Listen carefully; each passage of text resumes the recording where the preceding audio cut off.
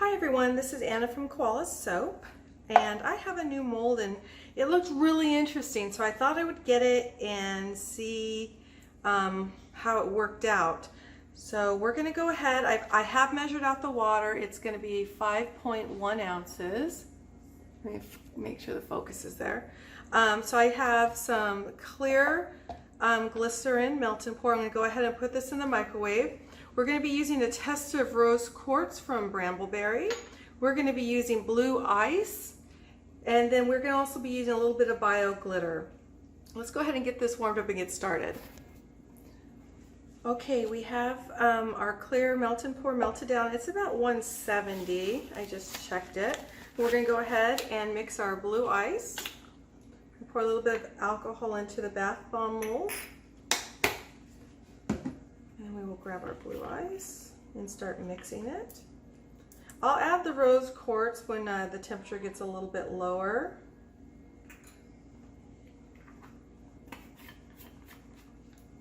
And we're actually going to do this mold several ways. I'm only going to show one way right now, but I'll show you the finished products on several others. So now we have our blue ice mixed. I'm going to go ahead and I'm going to add it into our glycerin. And we're going to squirt it with alcohol and make sure we get all of our mica out. See? You don't waste any. And then we'll grab a chopstick. Start stirring. Now just adding this because of all the alcohol, it was a lot cooler. We can see what our temperature is now. So 142. So what we're going to do is we're going to wait for this. I want this to go down into maybe, we know that the glycerin develops the skin a lot sooner than our opaque melt and pour bases. But I do want it to go down a little bit because I want this we're going to do glitter two different ways here. I want this to stay as suspended as possible, so we need this temperature to go down lower so that the particles will stay suspended. And then I'm going to show you another way to do it where you can pour while it's warmer and see what the glitter does. And there's two different effects that you could do, and both will work really nicely. It's a personal preference. So we're going to wait for this to cool down a little bit more, and then we will be back. Okay, and we're back. I have it at 122. I think that's going to be good enough. I'm going to go ahead and it's thick as far as consistency goes. So I have my Bioglitter here. I'm going to go ahead and I'm going to add a little bit there. The trick is to keep it suspended, and a good rule of thumb is you see how it's kind of staying suspended here? That's awesome. But you have to stir it very, very, very well.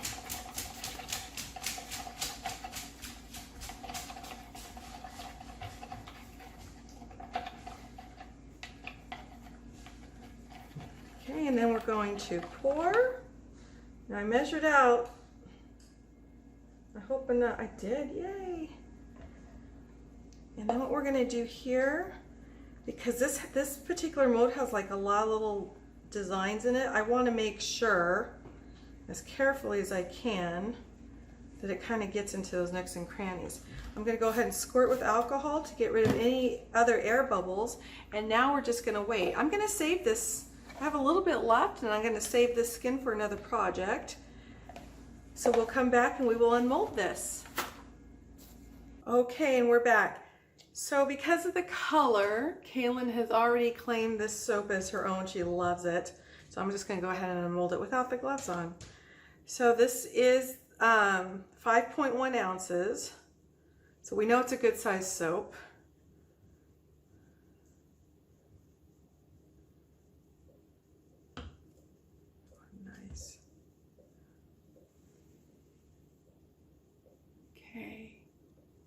And the glitter stayed pretty well suspended.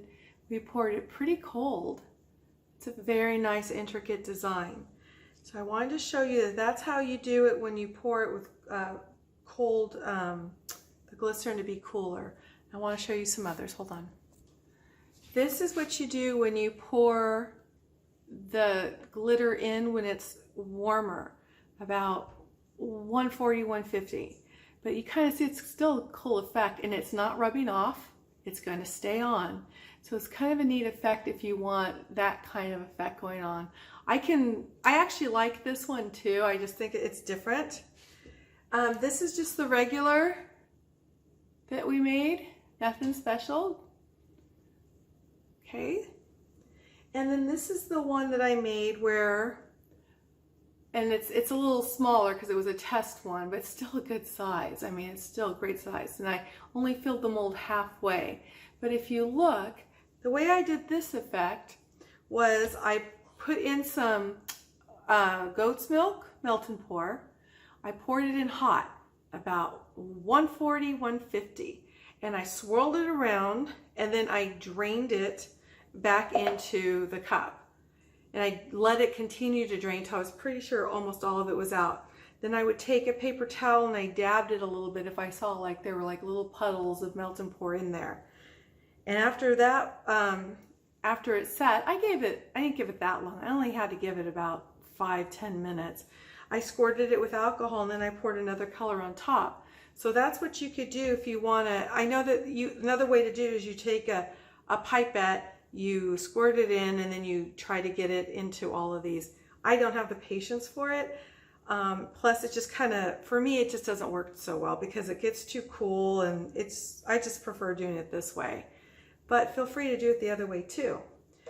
So my husband, in case you haven't noticed, went to the store and he actually found another doggy Are Baths Really Necessary? I thought it was so cute. So that is a new one that we have, not to replace our other ones, but whenever we see a little cool dog dish towel, I like to use it. So that's it. This is a mold that I will have the links below. It was available on Amazon. I don't think they had very many left, so I don't know if the seller was just trialing this or what. I like it. It's a good size. You can package them and put them all in a gift box. And there's different ways you can do this mold, as you can see. So this is Anna from Koala Soap, and I hope you enjoyed this video, and please feel free to like and subscribe. See you next week.